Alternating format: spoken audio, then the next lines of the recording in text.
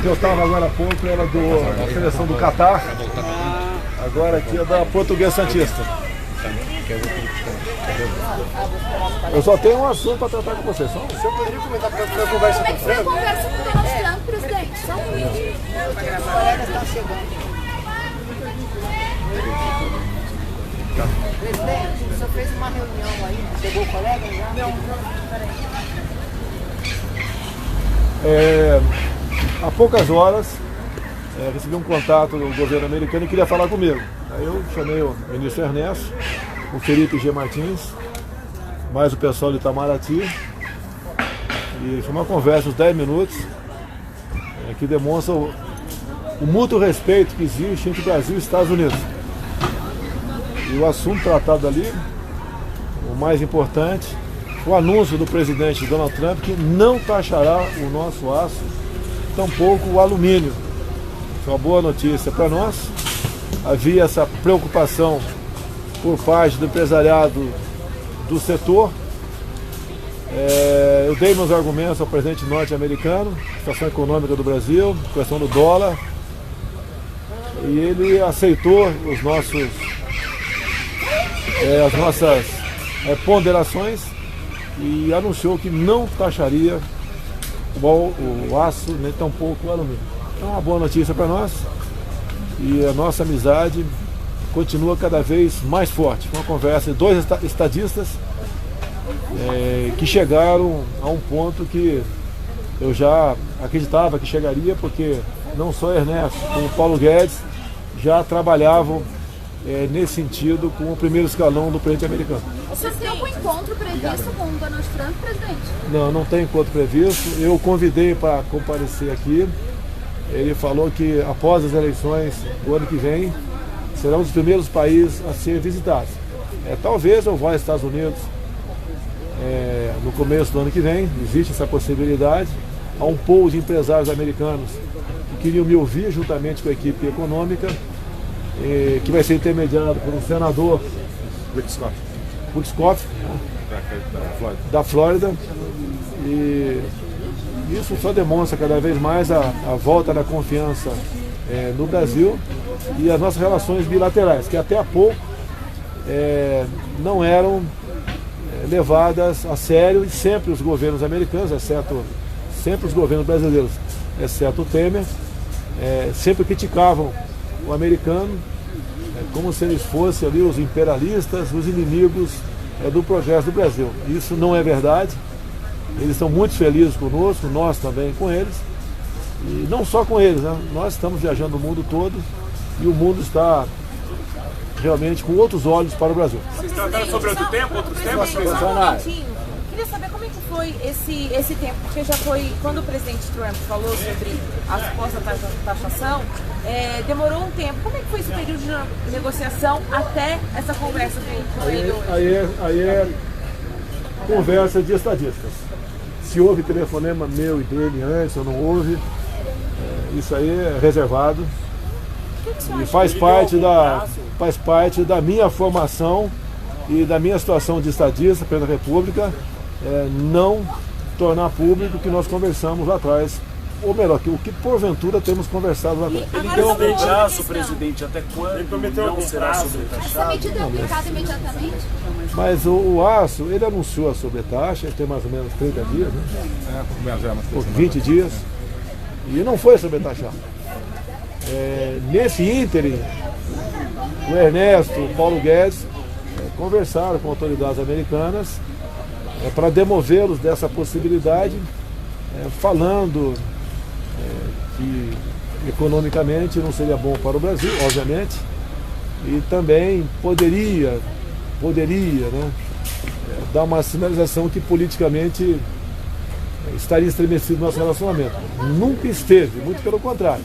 Tanto é que vocês não viram nenhuma manifestação minha quando anunciou a sobretaxa, e nós tratamos de forma diplomática, com muito respeito, essa questão que é muito cara para nós brasileiros. Presidente, então esses foram esses dois argumentos? Quais foram os principais argumentos que o senhor disse que o convenceu a não sobretaxar? Olha, quando eu converso com ele, desde a primeira vez, parece que é mais do que 2 chefes de Estado. Nós temos muita liberdade para expor os nossos problemas. Não foi diferente agora esse contato com ele. Então o argumento que eu usei e que ele sensibilizou com toda certeza faz parte da nossa estratégia. E me desculpa, eu vou ficar devendo para vocês. Presidente, hoje eu havia a expectativa do induto. Não, só estou para falar sobre aço e alumínio aqui, mais nada. Presidente, o senhor não vai mais à Antártida, né? Algum motivo? Não. É recomendação médica ainda. Eu tenho uma viagem longa para Davos e vou emendar com a ida à Índia. Talvez visitemos mais um país. E não sei, não posso garantir para você. Tá? O senhor escolheu um representante para ir para a Antártida no seu lugar? Oi? O senhor escolheu um representante para ir na inauguração? Não, isso aí é uma viagem, não é uma viagem quase que de rotina, né? Para mostrar para as autoridades o nosso trabalho lá. Parlamentares assinam emendas para atender aí as necessidades lá. E quem vai lá não esquece, né? Eu faço uma promessa para vocês aqui, né? Se tiver uma nova oportunidade, faz um sorteio entre vocês, levo 3 ou 4 de vocês para lá. Sem gravadores, obviamente, ok? Poxa, mas Tudo bem, não pode entrar dia 15 Ô, presidente, agora... Tem a época de problema atmosférico agora, lá. só aproveitando que o senhor começou a falar das viagens, o senhor falou que com essa conversa com o Trump, o senhor falou que pode voltar aí aos Estados Unidos no começo do ano. Como que deve ser a sua agenda de viagens em 2020? Qual que deve ser ali? Olha, algumas coisas estão pré-acertadas, eu chamo de pré-agenda. São viagens que interessam para o comércio do Brasil. O comércio está na frente. Eu acho que são raros os países que não querem ter esse tipo de contato conosco. São raros, tá certo?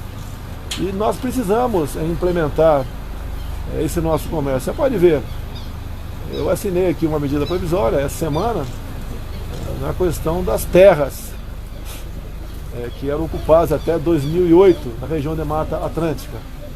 Tá? Vamos atingir aí quase metade dos municípios do Brasil serão beneficiados com essa medida.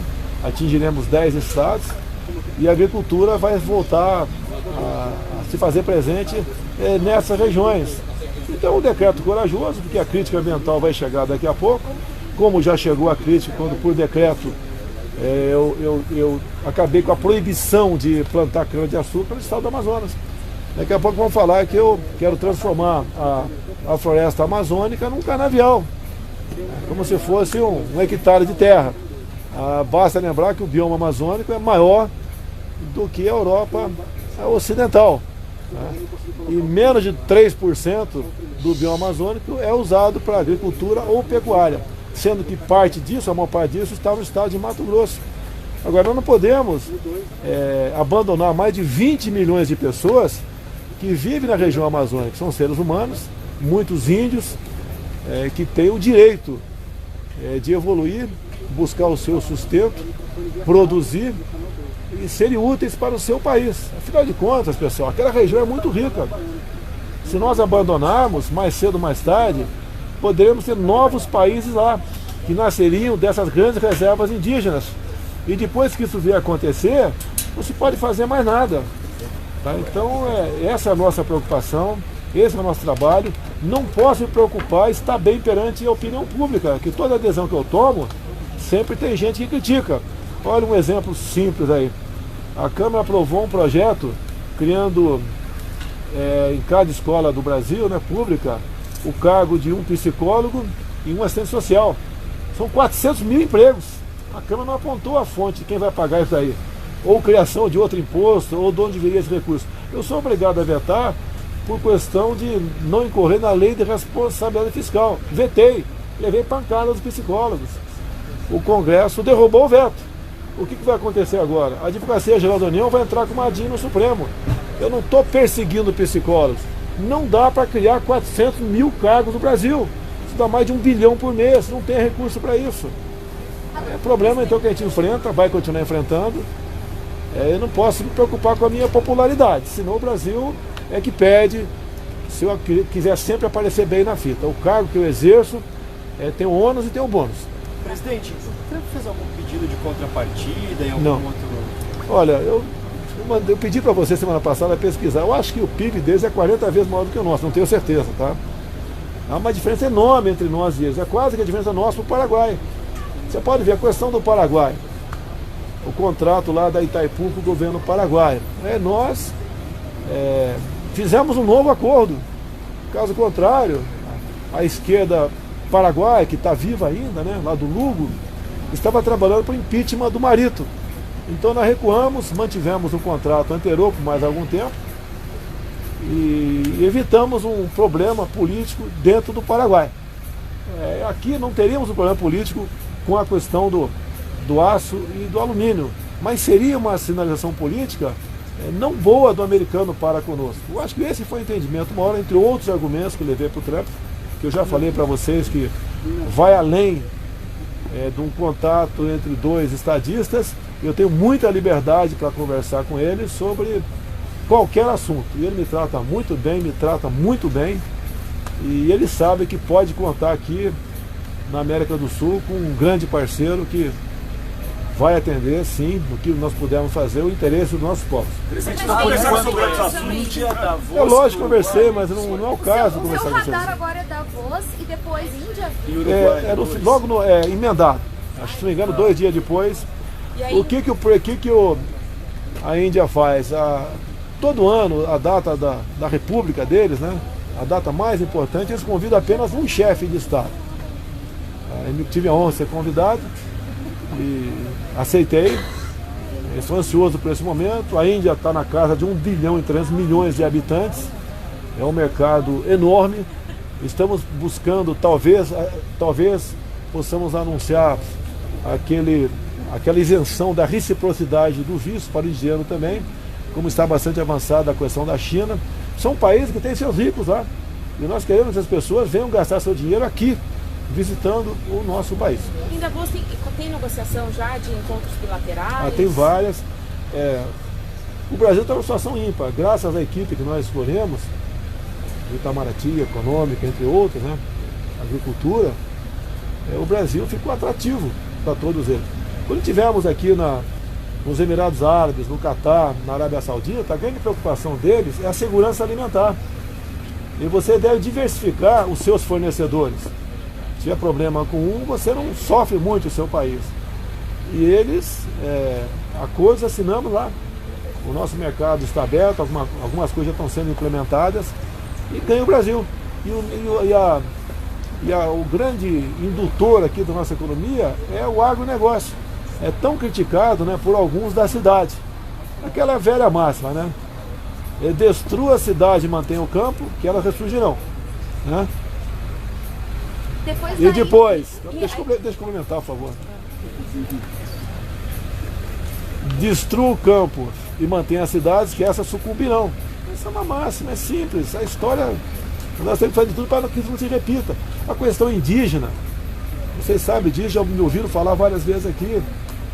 O problema com o presidente francês foi que na nossa conversa, a sinalização dele, que ele gostaria, né, já estava previsto, se fosse um outro presidente qualquer depois de mim,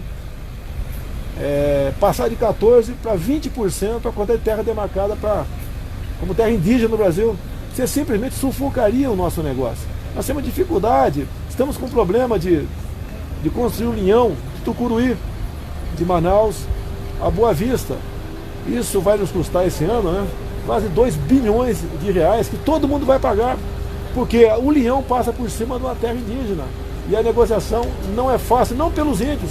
Os índios topam, mas aqueles que tutelam os índios, alguns ainda, né, poucos, infiltrados na FUNAI, atrapalha a gente nesse negócio. Aqui também na região da Ilha do Bananal, se melhor o nome é esse, em Mato Grosso, nós conseguimos abrir uma estrada por 50 quilômetros, cruzando uma reserva indígena. O que é produzido em Mato Grosso, até chegar aos portos da região do Nordeste, né, um pouco do Norte, a gente economiza quase 400 quilômetros de estrada. Imagine quanto você gasta com isso. Não é só o caminhoneiro que gasta, o seu carro, que o produtor vai pagar isso daí. Nós pagamos também a manutenção da estrada, todo mundo perde. Então essa política indigenista não foi para atender o índio, foi para atender interesses outros econômicos que não o do Brasil. Presidente, durante a campanha política o senhor chegou a falar de incluir nomes de policiais mortos no livro dos heróis da pátria. Como andou essa questão? O senhor já fez Não, teve uma... Não foi eu. Isso aí veio do ministro, a ideia foi muito boa, foi sendo estudada, chegou-se um momento que a adesão passou por mim. Vamos deixar para o ano que vem, igual a reforma administrativa. Deixar para o ano que vem, porque nós devemos ter aqui um monumento aí ao soldado desconhecido aqui em Brasília. Sempre quando eu viajo o mundo todo, a gente vai lá e deposita uma coberta de flores, né, nessa situação. Acredito que esses movimentos, esses monumentos devem ser estaduais, e se tivessem aqui em Brasília, se vier a ter, sem nome dos militares mortos, mas como uma homenagem aos policiais militares, que devia ampliar também, PRF, PF, Polícia Civil, etc., em homenagem a essas pessoas que morrem defendendo a nossa vida e muitas vezes o nosso patrimônio. Presidente, tem alguma ali no radar do senhor, um encontro com Boris Johnson? Gostaria, mas esse não entrou no radar ainda não, mas gostaria. Presidente, só uma pergunta. Os parlamentares vêm reclamando muito dos vetos do senhor. O senhor teme de alguma maneira que o Congresso passe a aprovar propostas populares que não caibam do orçamento, que obrigariam o senhor a vetá-las para desgastar o senhor? Olha, eu tenho que acreditar na responsabilidade do parlamento. Muitas vezes, eu como parlamentar, vi líder encaminhando projetos, né? Sim, e depois procurar o presidente para vetar, porque eu não queria se desgastar perante o seu eleitorado lá. Então o desgaste caía no colo do presidente da República. Como eu disse no começo, eu não posso estar preocupado com a minha popularidade, eu tenho que fazer aquilo que eu acho que está certo. Eu falei para você sobre o fundão, 2 bilhões de reais. Não foi eu quem propus. A lei eleitoral, que diz que a cada 2 anos o fundo tem que ser o anterior mais a correção monetária. Igual teve um deputado de São Paulo, Samuel Moreira, por exemplo, fez um vídeo, né, dizendo que ele é ético, eu não sou, porque eu apresentei a proposta de 2 bilhões. Eu cumpri a lei. Tá? Agora o Samuel Moreira, o ano passado foi votado um aumento desse fundo especial partidário aí, né, para fim de publicidade eleitoral aí. Ele votou favorável. Passou de 30% para 100%, o equivalente às emendas impositivas de bancada. E mais ainda, nas eleições, Samuel Moreira, pelo amor de Deus, né? Nas eleições do ano passado, você pegou R$1 milhão desse fundo. E agora vai lá, faz um vídeo me acusando. Eu não quero brigar com o parlamento. O veto faz parte do processo, né, legislativo. Faz parte. E eu veto muitas vezes, porque tem o veto, basicamente, tem que seguir. Eu não posso criar despesa, seria irresponsabilidade minha convalidar a despesa votando ou ignorando mandamentos constitucionais. E a última palavra não é minha, é do parlamento, se derruba ou não o veto. Presidente, sobre o fundo eleitoral, ontem na live o senhor comentou que deve sancionar mesmo. Só para confirmar, o senhor vai sancionar? O que deve acontecer é o seguinte, está sendo estudado lá. A nossa SAGE, né, assessoria jurídica, bem como a Advocacia Geral de União, vou também, o Wagner na CGU também, pedir um parecer deles, das consequências jurídicas de um possível veto meu. Se não tiver consequência jurídica, a tendência minha é vetar. Se bem que o Rodrigo Maia falou agora há pouco, posso ficar tranquilo, mas poxa, eu sei que ele é o chefe de um poder, é monocrática a decisão do impeachment, sei disso, mas ele pode sofrer pressão, assim como eu posso sofrer pressão. Presidente, ontem o senhor falou também sobre os radares, que o senhor pediu para o Ministério da Justiça usar fotografias educativas. O senhor tem ideia já de como isso vai funcionar na prática? Porque olha, isso está passando. A multa educativa está prevista no Código de Trânsito. A gravíssima não. Então, por exemplo, quem passa acima de 20% do limite permitido dentro da local, a multa pode ser educativa. Acima de 40% não. Eu não tenho esse poder discricionário mais. Mas o objetivo da multa, tanto é que os radares fixos, tá certo? Eles têm que ser sinalizados. Não pode o radar móvel servir de pegadinha atrás de uma árvore, naquele ponto estratégico. Que o cara que recebe a multa ali, chega a R$2.000, você esculhamba a vida econômica daquele cara, esculhamba. Poucos podem pagar essa multa. E o objetivo não é educar da forma como está sendo utilizado. Eu lamento uma decisão judicial, mais uma, interferindo no ato do executivo. Onde puder usar o educativo, então vai Sim, ser usado. vai ser usado. Já passei essa orientação para o ministro da Justiça que está a seu comando o diretor-geral da PRF. Presidente, só para tirar uma dúvida, não sobre o conteúdo, mas o senhor assinou, deve assinar um indulto agora ou deve ficar para a semana que vem? Olha, eu gostaria de ter assinado hoje. Tá? E nós vamos ter um capítulo especial para os policiais militares. Você vê, tem policial condenado por excesso. O excesso, acima de 2 tiros, o juiz pode agravar a sua pena. Tá certo? Agora, eu não passei por uma situação como essa, tenho a minha experiência militar de tempo de paz, conheço policiais militares no Rio, já parei no meio deles, lá de Deus, foi ano passado, meio tiroteio, fiquei lá do lado da viatura ali, vendo bala passar por cima, durante o dia. Imagine uma tensão à noite, um traficante morre com mais de 2 tiros. O juiz pode condená-lo por excesso, então eu quero entrar lá. Vou dar uma dica para vocês. Eu tenho um projeto dizendo da exclusão de ilicitude em GLO. O que eu determinei, a SAGE, o que for possível enquadrar no meu projeto, o decreto de indulto, enquadro. Não estou preocupado. Caso Amarildo, né? O major não se enquadra do caso Amarildo porque ele foi condenado também por tortura. E olha o absurdo, ele não estava na operação. Como é que eu posso torturar alguém lá do outro lado do lago se eu estou aqui? Usaram um termo técnico, então ele não pode se enquadrar nisso. E, infelizmente, eu assinaria o indulto do major. O caso Eldorado dos Carajás, Coronel Pantoja, se não me engano foi 90 e poucos, né? O caso lá. Ele não estava na operação, estava no quartel. A tropa foi. A tropa foi acuada, foi perseguida, seriam mortos. É só ver a imagem está ali. Assim mesmo a imprensa diz que foi um ato bárbaro para os policiais. O coronel Pantoja, não estando na operação, ele mandou a sua tropa desobstruir uma estrada. Ele pegou 200 anos de cadeia por pressão na mídia. Isso é justo? Se eu puder indultar o coronel Pantoja, eu vou indultá-lo, vou levar pancada, eu conheço a imprensa brasileira. Mas eu vou dormir em paz com a minha consciência. Então, por esses estudos vai ficar para a semana que vem, senhor? Eu não posso dizer, pode ser que eu marquei uma outra reunião segunda-feira. Tá. Eu vou te dar a dica, dia 27 eu vou para, acertei agora, Bahia. Volto dia 5. Se não tiver algo, porque eu não quero ser contestado no Supremo. Não adianta apresentar um decreto muito bonito, o pessoal bate palma e depois fica no Supremo. Não quero isso aí. O senhor vai assinar o anticrime antes da sua viagem? Olha, tem 3 pontos, dos vários, né? Não pode dizer quantos aqui, dos vetos sugeridos pelos meus ministros, tem 3 que estão faltando uma negociação final. Tem 3 apenas. É isso aí!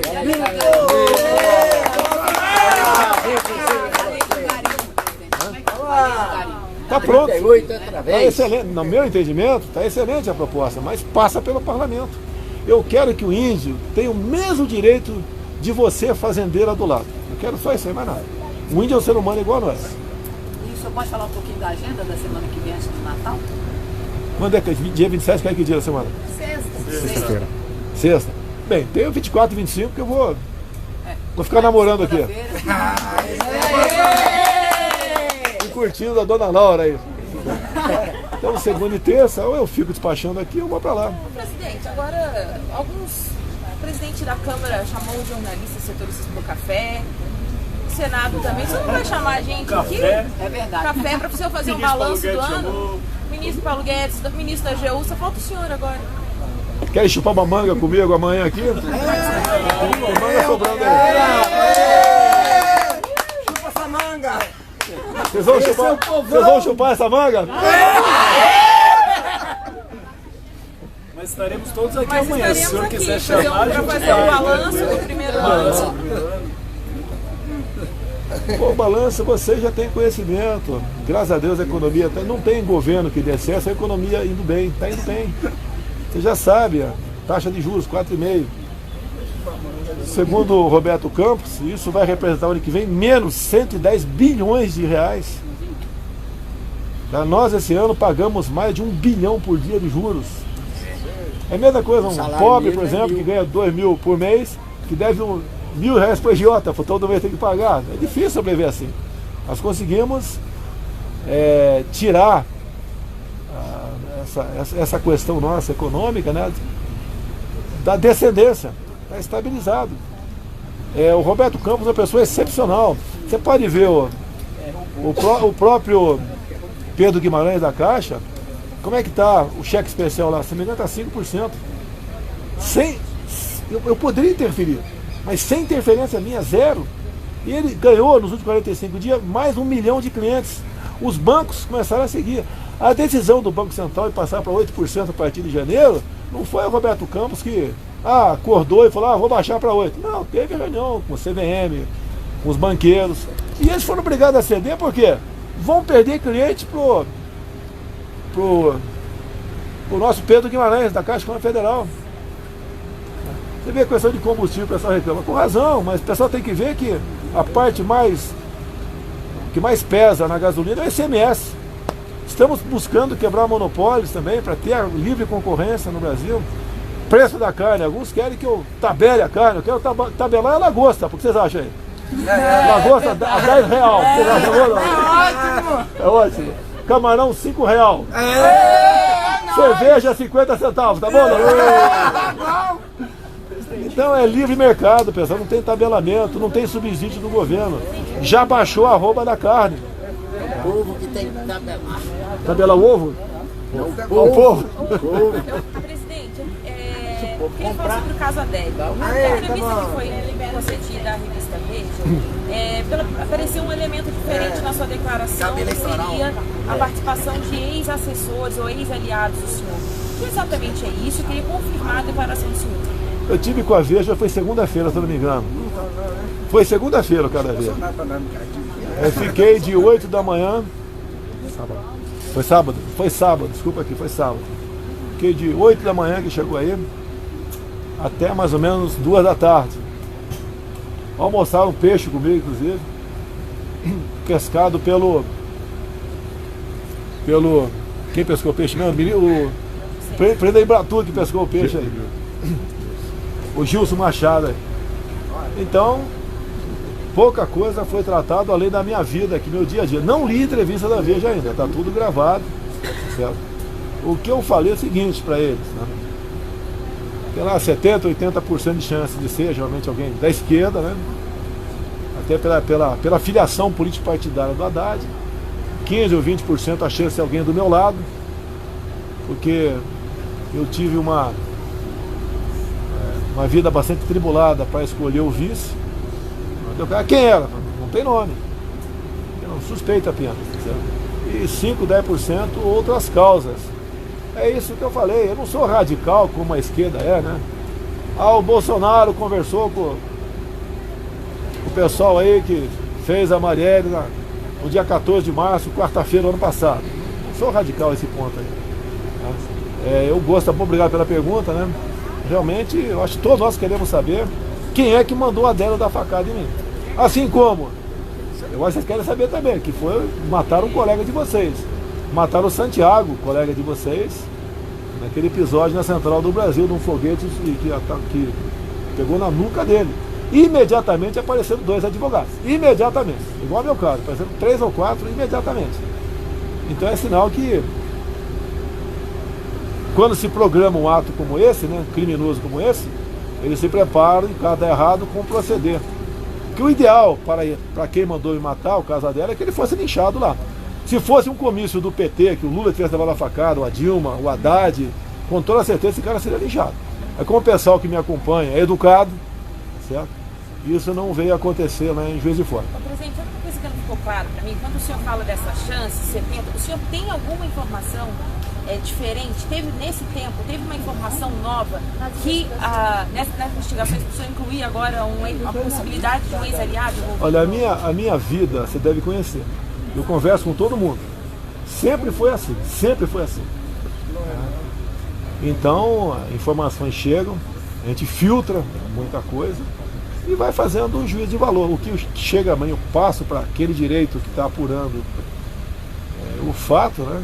Mas eu não posso bater o martelo, não vou ser inconsequente de acusar A, B ou C desse ato. Tanto é que eu não falei nome de ninguém, zero.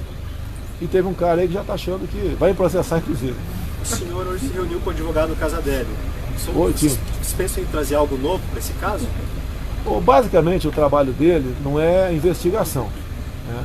O caso dele, ele está empenhado porque tem uma ação e nós gostaríamos muito que o telefone de um dos advogados tivesse o sigilo quebrado. A OAB desse cidadão aí, que falou que quem é meu apoiador não tem caráter, tá certo? Eu não vou falar do paizinho dele aqui não de novo, para não criar polêmica. Eu conheci o paizinho dele, tá? Ele tem o mesmo caráter do pai dele. Até porque agora, né, o que a Polícia Federal quer não é nada além de as ligações que o Adélio fez ou recebeu. Só isso, mais nada. Que com os números ali, se vai ter a certeza que não foi um ato isolado do Adélio. Até pela quantidade de telefonemas que ele deve ter recebido, porque 2 ou 3 horas antes, mais ou menos 2 horas antes, eu almocei num reservado num hotel e o Adélio chegou lá, né? Depois foi levantado que ele chegou, mas como tinha ali mais de 40 pessoas que voluntariamente faziam a minha segurança, onde eu ia despertava a atenção, a curiosidade e a simpatia, o carinho e a confiança dos policiais civis e militares, ele resolveu não praticar seu ato ali. Eu acho que até que teria mais sucesso se fosse ali. Ele estaria na minha frente, ele podia dar 2, 3 facadas até que alguém interferisse. E lá, no meio do povão, ele só teve chance de dar uma facada. A facada foi bem dada, segundo os médicos, foi um milagre. Ela passou a milímetros de órgãos vitais, inclusive a veia cava. Perdi 3 litros de sangue. Alguns acham até que é fake, né? Eu acho que o Hospital Alberto Einstein ia participar de uma farsa, de uma mentira. Ainda mais um médico da projeção até fora do Brasil que tem o Dr. Macedo. Tá? Não existe farsa da nossa parte. Inclusive eu digo, não foi a facada que me elegeu. Quando eu levei a facada, ele já tinha certeza que eu seria eleito. Só tinha uma maneira de me deter. Porque eu comecei a trabalhar 4 anos antes, viajando o Brasil sozinho. Uma das viagens mais bonitas foi Maracapuru, coração da Amazônia. Estava lá no portinho lá. Umas 300 pessoas me esperando lá. E assim foi no Brasil todo, assim foi em Roraima. Local onde sempre foi desprezado pelos candidatos, porque não tem densidade eleitoral. Assim foi em Rondônia, foi no Acre, Mato Grosso do Sul. Nós trabalhamos de graça. E o povo trabalhou de graça para mim. Daí me acusam de pagar aí robôs, né? Criar robôs. Mentira. Olha, tem uma pessoa de São Paulo aí, sexo feminino, tá? Que ela vai ter uma surpresa. Brevemente nessa questão de contratar e criar robôs, tá certo? Eu estou me segurando o máximo possível porque eu quero que tudo acabe em paz. Não procede essa acusação que eu me elegi em cima de fake news. Até porque, para você derrotar o PT, você tem que falar a verdade, só fizeram besteira. Isso aí, Bolsonaro! Se eu fosse mentir, eu ia falar que eles não roubaram a Petrobras, não roubaram o fundo de pensão. Eu não falei ninguém, como assim, como Casadelli, você que está entendendo, né? Tá certo? Tá certo? Então o pessoal tem que entender, então esse pessoal que tem rabo bastante grande, tá? E ele não tem nada a ganhar com isso. A pior coisa que tem na vida é a ingratidão. Pior. 95% dos que se elegeram não teriam sucesso se tivesse colado o nome comigo. Teve até petista que fez matéria de campanha comigo, sem eu saber, obviamente. Isso é verdade. Chegaram. Uma vez chegando, os poderes subiu a cabeça. Alguns achavam que podiam ser prefeito numa boa, etc. E não é assim. Eu esperei 20. Teve um cara da Bíblia aí que esperou 14 anos para se casar com a amada dele, não foi? 14 anos. 7 mais 7. É muito amor, né? Eu esperei 28 anos pro momento meu. E podia não ter dado certo. Tem pessoas que acham, são imediatistas. Não dá certo. Eu costumo muito levar para a vida pessoal, né? Quando você está apaixonado por alguém, chega devagar, pô. Se chegar de sola, vai fugir, pô. Presidente, uma pergunta. 48 senadores são completamente contrários ao projeto que o senhor enviou sobre a privatização da Eletrobras. Queria saber se o senhor avalia enviar um novo texto para ver se o Congresso aprova. Vamos lá para a verdade. Se nós não aprovarmos esse texto, vai entrar em colapso o sistema elétrico brasileiro. Não temos, se eu não me engano, 18 bilhões de reais para manter o sistema funcionando. Não temos, vai entrar em colapso. Por coincidência, olha só como é bom a tecnologia, né? O Marcos Pontes é uma pessoa excepcional. Já se tem a tecnologia hoje em dia da transmissão de energia elétrica sem meios físicos. Eu vou em janeiro agora, um dos objetivos meus é conhecer esse sistema, que não está em operação ainda. Agora, por que o interesse dessas pessoas, desses empresários, no Brasil? Porque, teoricamente, nós podemos mandar energia para o mundo todo sem meios físicos. Né? Se a gente falasse isso poucos anos atrás, ia falar que você está maluco. Né? E o Brasil aqui é um celeiro para energia eólica, solar, de marés, de água, né? De biomassa, até a nuclear. Eu estive em Resende há poucas semanas, visitando INB, Indústrias Nucleares do Brasil. Eles inauguraram mais uma catarata lá, se eu não me engano agora, 80% do urânio enriquecido que nós gastamos para mover energia, a usina de Angra, são totalmente brasileiras. E eles falaram para que falta pouco para eles fazerem mais cascatas, e nós passamos a ser, em vez de exportar pedras para serem trabalhadas lá fora para buscar urânio, já exportar pastilha. Aquela velha máxima que existe no mundo todo, né? Não exporte toneladas, exporte gramas. É isso que a gente está buscando. Tem que ter parcerias para isso aí. Porque somos dos poucos países do mundo, talvez 10, que tem essa tecnologia para fabricar as pastilhas de urânio que move usinas no mundo todo. Presidente, então amanhã a gente come manga lá dentro? Come não, fala, chupa. Manga. Você vai chupar amanhã, manga ou não? Pode marcar, você vai estar aqui amanhã? Separação de Vida particular, quer dar um passeio de. Fico 2 horas andando com vocês aqui embaixo. Eu quero ver tu chupar manga, tirar uma foto e botar você chupando manga. Tá 9 horas, tá bom? 9 horas, tá bom. 9 horas todos nós aqui. Sem essa urubuzada aqui atrás, aqui, ó. Essa urubuzada aqui, ó. Que horas que é o jogo do Flamengo amanhã? 12h30. O Flamengo do coração. Até a portuguesa santista aqui tá torcendo pro Flamengo. De onde é essa camisa aqui? Abre só um pouquinho. De onde é essa camisa aqui? Catar. Eu tive lá, o rei me confesso, mas teria que usar um avião da Força Aérea e não podemos dar esse exemplo, né, de gastar meios aqui para ver um jogo de futebol. Agora, já adianto para vocês, eu espero que o Flamengo seja campeão, a diretoria já sabe, o nosso comandante Bermudes já sabe, em sendo campeão, nos pênaltis, nós interceptaremos o voo que trará aqui, se Deus quiser, os campeões, não do Flamengo, os campeões brasileiros. Isso aí, Bolsonaro! Mito! E esse pessoal aqui, qual a pergunta para a imprensa aí? Nióbio. Nós temos aqui, o Marcos Pontes já criou aqui laboratórios sobre isso aí. Outros países têm conversado conosco. Você sabe que a China tem um interesse muito grande. Nós temos nióbio em Araxá, tem Catalão aqui em Goiás e temos na região dos 6 Lagos também. A aplicação do nióbio, inclusive, eu comprovei agora, conversando com pesquisadores dessa área, uma coisa simples, vidro inteligente. O que é vidro inteligente? Os prédios podem, de acordo com a quantidade de nióbio no vidro e com o chip do lado, ele calcula quanto de luz ou calor entra no prédio. Imagine a economia. Fios de nióbio para cabos de elevador. Um fio de um barbante equivale a um fio de aço de 1 polegada. Imagine quanto você economiza não tendo que levantar, né, toneladas de fio de aço de acordo com quantidade de andares. Né? Coisa até absurda, né? Tem um país aí que está pulverizando as amoreiras com grafeno.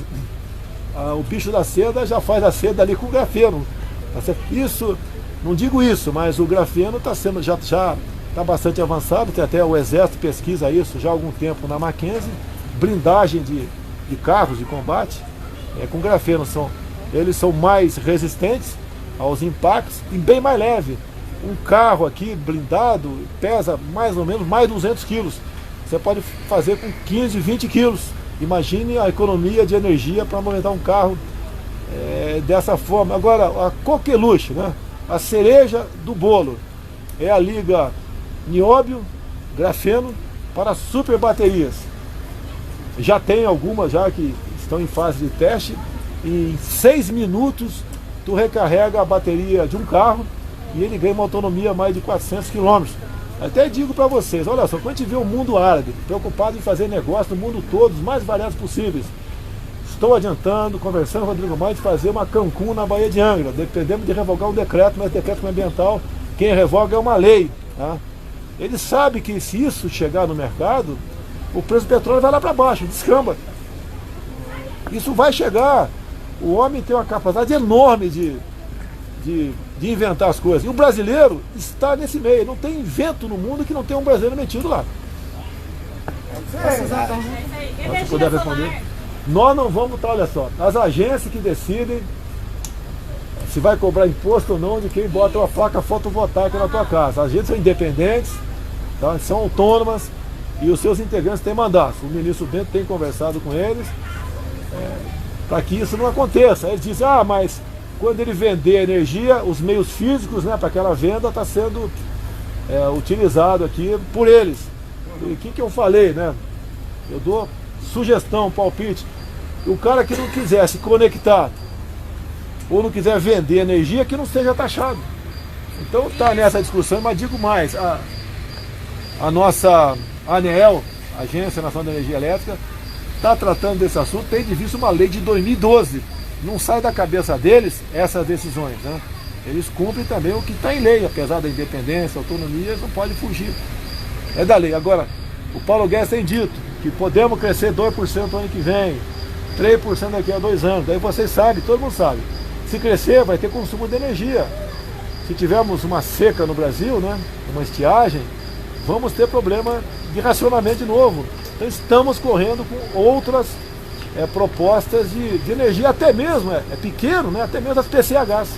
Não pode um pedido para se fazer uma PCH, um homem do campo, levar 10 anos, se é que ele vai conseguir.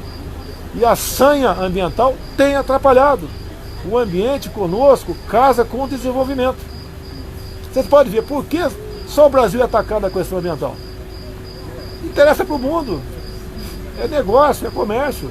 O que eu falei para vocês aqui, o Brasil conseguindo fazer isso aqui, nós vamos dar um salto na economia, nós podemos nos libertar dessa espiral, né, que nós temos de dívidas cada vez mais crescentes.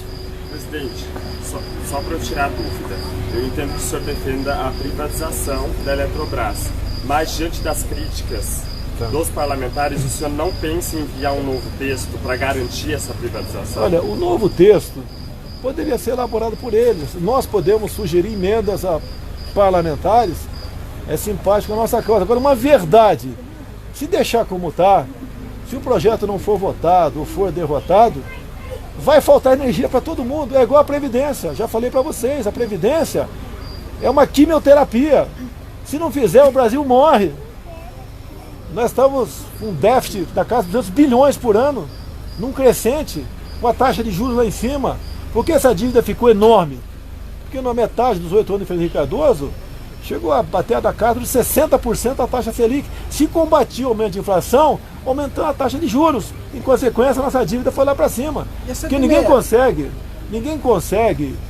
dizer como é que se paga mais de um bilhão de reais por dia de juros, sem mostrar o que fizemos lá atrás para justificar esses juros.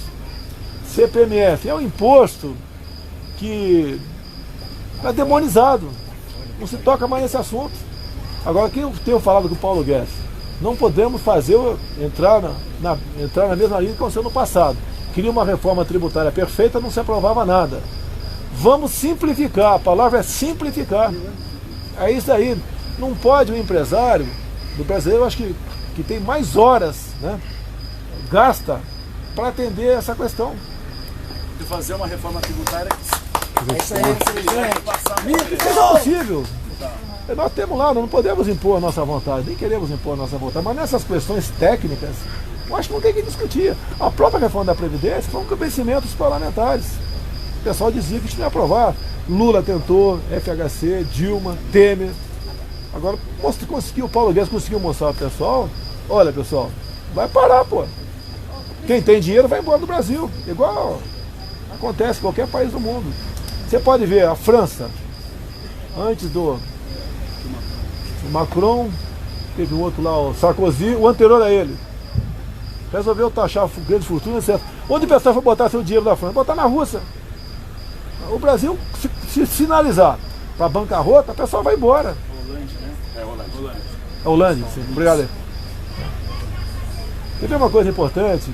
Eu posso estar equivocado quanto ao país, mas se eu não me engano, a Inglaterra, uns 40 anos atrás, tinha um problema sério com seus fiscais. Era um absurdo as multas, era quase que uma neurose. Resolveram tirar os poderes dos fiscais. A Inglaterra subiu. O Brasil, a questão de fiscais também aqui, sem generalizar, é terrível. Tem multas aí que é um absurdo. Falei com o Tarcísio, questão dos caminhoneiros, né? O Tarcísio chegou ao meu conhecimento aqui, multa em balança chega a R$5.000. Certo? Olha, o cara que pega um caminhoneiro que pega uma multa de R$5.000, ele vai ter que vender o caminhão dele. Ou vai ter que fugir da polícia. E ele falou, presidente, já tomei a providência. A multa não pode realmente ser exorbitante, tem que ter, mas não dessa forma. Ele diminuiu passou a ser 10%, passou a ser R$500. Então a questão do campo, né? Eu vejo aí de vez em quando aí, o cara resolveu fazer uma pequena, não é represa num rio, né? Fazer um açude, dá lá 1/4 de hectare. Vai lá alguém do CMBio, do IBAMA, mete uma multa de R$1 milhão no cara. O cara nunca vai se arrumar na vida. Vai ter que vender a terra dele. Isso é um crime. E dá margem para pensar que aquela multa é exorbitante por outros interesses. Então que eu tenho conversado com a Tereza Cristina, conversado com o Ricardo Salles, tem que ver a multa sim, mas não pode ser uma multa que simplesmente, né, acabe com a vida do cara. Bolsonaro, em 2022, firme? Tem muito tempo ainda. Não, começa a trabalhar mais cedo. Já está eleito. Só foi, pessoal. Obrigado. Eu vim de graça e vou trabalhar de graça. Até amanhã às 9. 9 horas? Você vai fazer o quê aí? Não. Você não vai entrar. Eu vou filmar. Quem não falar o que vai fazer, não vai entrar. Presidente, eu e meu esposo somos da Paraíba. Viemos para uma ação de graças que houve no Planalto. Tá lá? Foi?